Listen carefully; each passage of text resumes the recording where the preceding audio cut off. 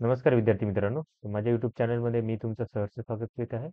तुमच्यासाठी एका महत्त्वपूर्ण विषयावरती व्हिडिओ घेऊन आलो आहे, तो म्हणजे एम-पी-एस-सी अंतर्गत जी राज्यसेवा परीक्षा 2024 होणार आहे. तर त्याच्या संदर्भात फीस संदर्भात त्यांनी काय केलं आहे, की एक प्रसिद्धी पत्रक काढलेलं आहे. तर त्याची तुम्हाला काय करणार, की माहिती देणार आहे. त्यामुळे काय करा, की व्हिडिओ शेवटपर्यंत पहा आणि माझ्या चॅनलवरती नवीन असाल तर काय करा, प्लीज चॅनलला सबस्क्राईब करा. ओके. तर ही माहिती आहे. त्याच्यानुसार सांगितलेलं आहे, की जी जाहिरात आहे 414/2023 म्हणजे महाराष्ट्र राज्यपत्रित नागरी सेवा संयुक्त पूर्व परीक्षा 2024 करिता.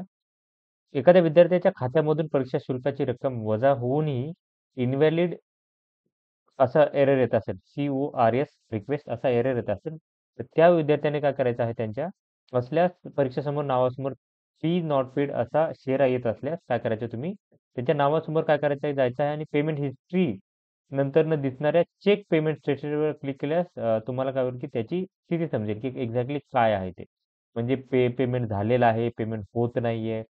जर पेमेंट कॅन्सल असेल तर तुम्हाला परत काय केलं की ती फीज येते राहते. ओके. तर यांनी काय केलं की तिथं जर चेक केलं तर तुमचं सक्सेस म्हणून येऊन दिसते. ओके. पेमेंट स्टेटसमध्ये. आता ते तुम्हाला काय करेल की लाईव्ह मी दाखवेल की कसं करायचं ते.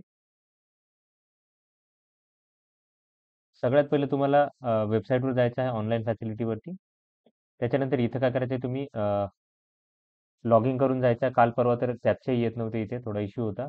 तर काय करायचं तुम्हाला इथं तुमचा रजिस्टर्ड नंबर आणि पासवर्ड आणि कॅप्चा टाकून काय करायचं की लॉग इन करायचं. मी लॉग इन करून घेतो. लॉग इन केल्यानंतर तुम्हाला काय लागेल की माय अकाउंटवर जायला लागेल.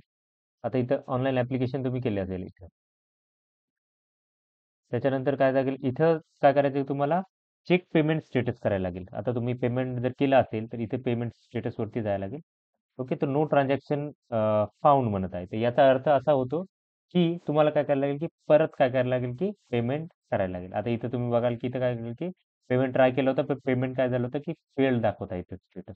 जर तुम्ही केलेलं असेल पेमेंट, तर इथं काय करेल, की तुमचं सक्सेस म्हणून दाखवेल. जरी पेमेंट इथं वरती ऑप्शन येत असेल, पे नाऊ वगैरे परत-परत येत असेल, तर काय करेल, की तुम्हाला परत स्टेटस ते येईल.